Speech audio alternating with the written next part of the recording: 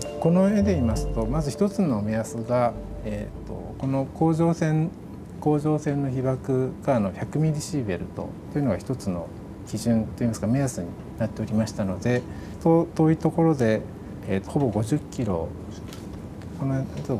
一番遠いところで50キロぐらいになる。 그러나 이다테 지역에 대피령이 내려진 건 그로부터 한 달이 지난 뒤였습니다. 스피디의 측정 결과는 피난을 총지휘한 일본 총리실에 전달되지 않았습니다. 残念ながら3.11の時点ではスピーディーというものが、かなりの費用を使って作っていたにもかかわらずそれを活用できなかったという意味でこれはだからそのスピーディーが悪いソフトが悪いというんじゃなくてそれをきちんと使えなかったその体制が、その機能しなかったということです。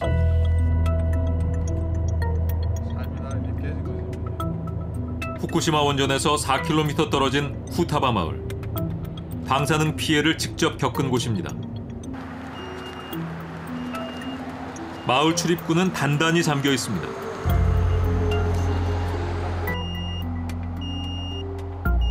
한때 마을의 장밋빛 미래를 약속했던 원전. 하지만 지금은 원전 때문에 유령 마을이 됐습니다. 사고 당시 주민들의 피난 과정은 악몽 그 자체였습니다. 상징적인 곳이 후타바 병원입니다. 의사와 간호사들이 먼저 도망을 쳤고 이후 환자들은 정부가 자위대차로 대피시켰습니다. 의료진이 버리고 간 환자들. 대피 과정에서 환자 50명이 숨졌습니다. 당시 후타바 촌장을 만났습니다.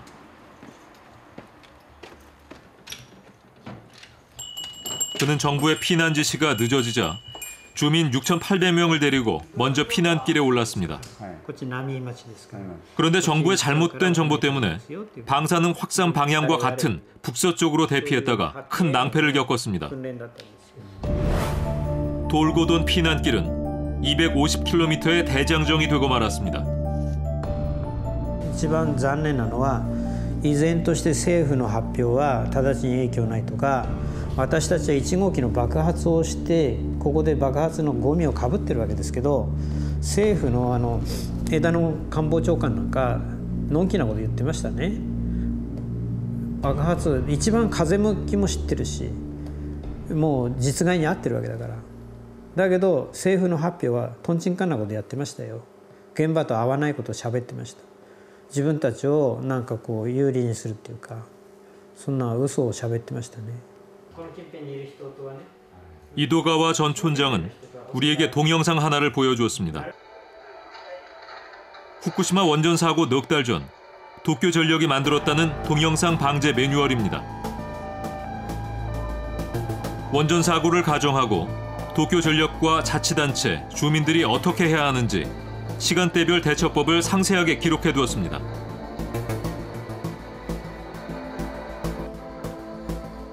이 매뉴얼대로 방제 훈련도 실시했지만 실제 사고 때는 아무것도 지켜지지 않았습니다.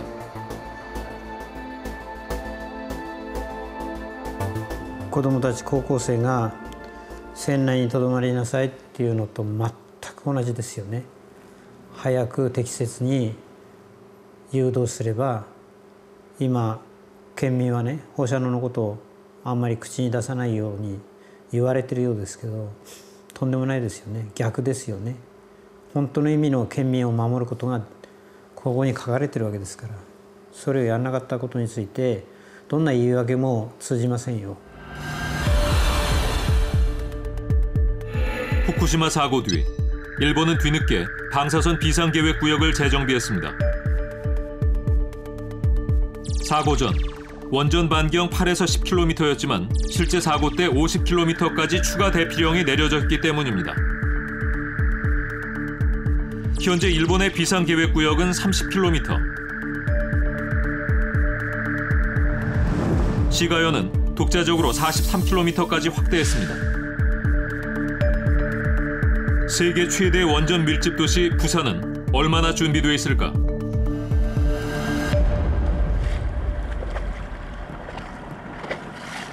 그린피스는 최근 고리 원전 앞바다에서 원전 추가 건설을 중단하라며 시위를 벌였습니다. 방사선 비상계획구역을 21km로 정한 것도 시민들의 안전을 지키기에는 턱없이 부족하다고 지적했습니다. Here we are 21 kilometers from the Gori plant. As everyone knows, people were evacuated 35, 45 kilometers from Fukushima. 3 nuclear reactor meltdowns.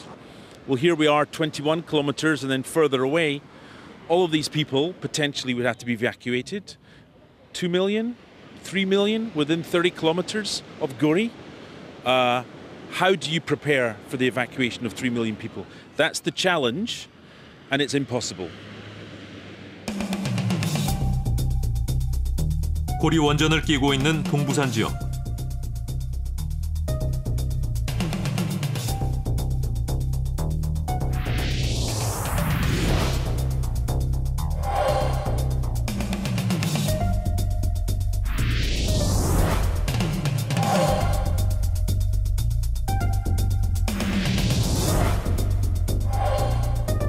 부산에서 인구 밀도가 가장 높고 상업과 문화, 휴양시설이 집중돼 있습니다.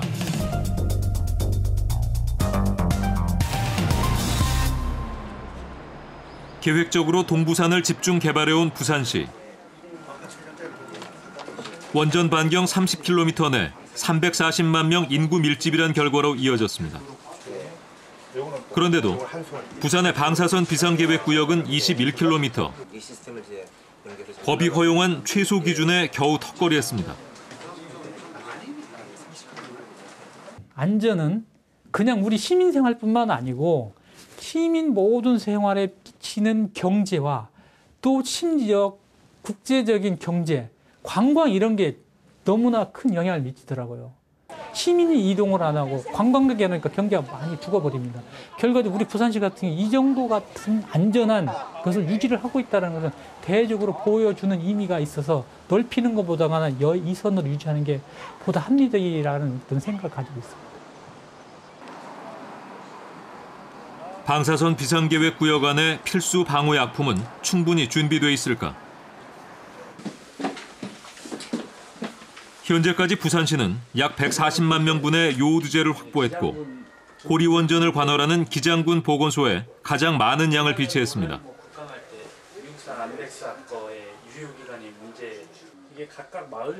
원전 사고가 날 경우 주민들에게 배포하기 쉽도록 마을별로 나눠 보관하고 있습니다. 원래 시청에 있던 예비용 박스단이 있던 그런 박스 형태로 있던 것을 이렇게 다 마을별로 쉽게 가져갈 수 있도록 분리해서 다 포장을 하고. 요오드제는 방사성 물질이 갑상선암을 유발하는 것을 막아줍니다. 그러나 이를 행정기관에 보관하면 정작 비상시의 효과를 보기 힘들 수도 있습니다. 사고 직후에 방사능이 많은 그 요오드 성분이 들어오기 전에 먼저 먹어버리면 정상적인 요오드가 갑상선을 꽉 채워버려요. 요오드 들어갈 자리를 꽉 채워버립니다. 그러니까 방사성 요오드가 우리 몸에 들어와더라도 바로 자리 잡지를 못하고 이제 밖으로 떠나게 되는 거죠. 그래서 이제 예방 효과가 있는 건데 이게 좀 늦게 먹으면 별 효과가 없습니다. 그래서 각 집에 전부 나눠준 상태가 돼 있어야 된다라고 저는 여러 번 얘기했는데 그게 좀 잘 되질 않네요.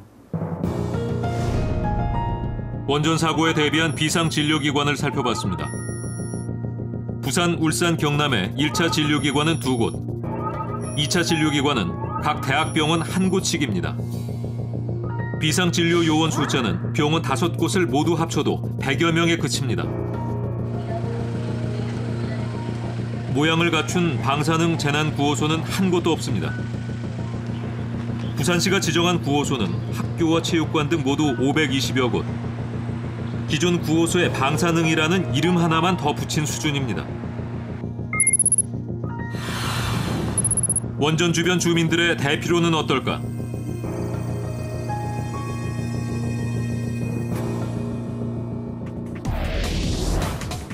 고리 원전 반경 21km 안에 살고 있는 부산 시민은 약 50만 명에 이릅니다. 주요 도로는 주중 주말을 가리지 않고 교통체증을 겪습니다. 관광지를 잇는 수영교와 광안대교.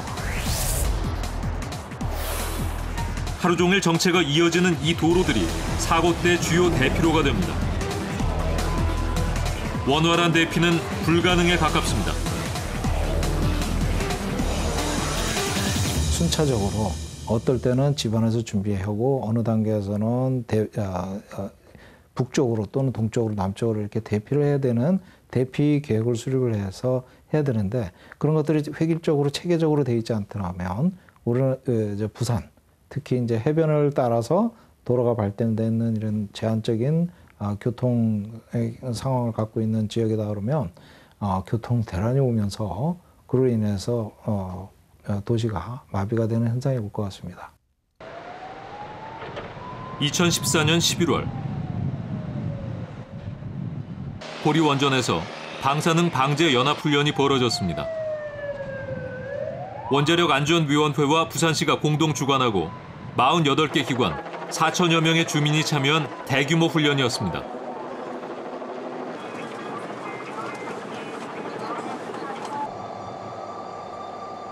실제 사고가 났을 때처럼 주민들을 열차로 피난시키기도 했습니다.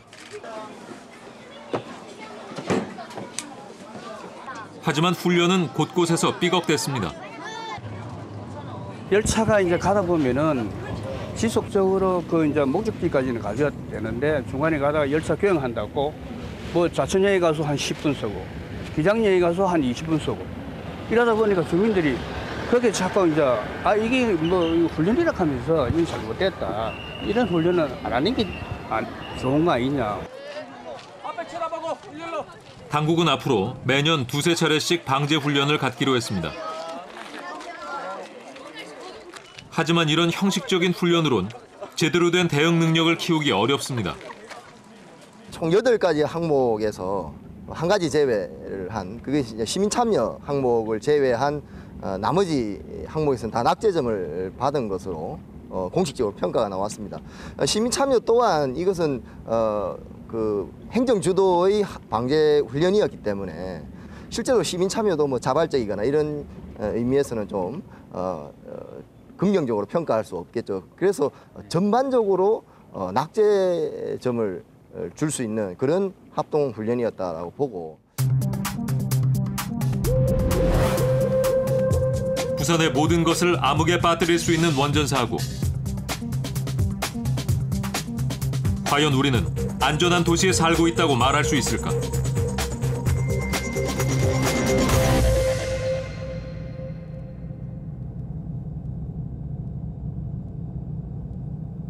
미국 3마일은 강과 강 사이에 자리한 3마일 길이의 작은 섬. 그 안에 원전 2기가 있습니다.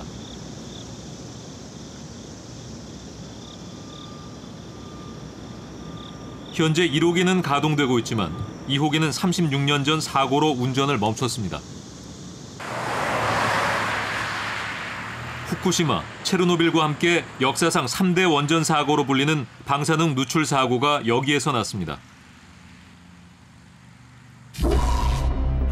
Boy, a lot of debris. Jesus. 원자로 노심의 절반이 녹아내렸습니다. 기기 고장에 이어 사람의 실수가 더해진 사고. 방사능 누출은 5일간이나 계속됐습니다. 3마일 섬 원전 사고를 잊지 말라. 사고의 교훈을 담은 책도 출간됐습니다. 이 책을 쓴 저자는 당시 미국 원자력 규제위원회에서 일하며 사고 원인 조사에도 참여했습니다.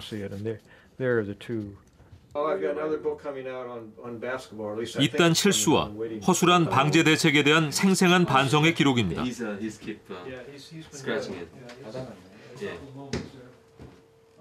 We have to be careful. You in Korea, we in the U.S. and everywhere else.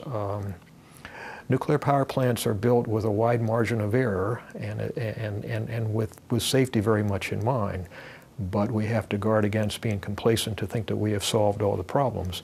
And I think that's one of the big lessons of 3 Mile Island, was that things happen in ways we don't anticipate, and we have to be ready in case they do.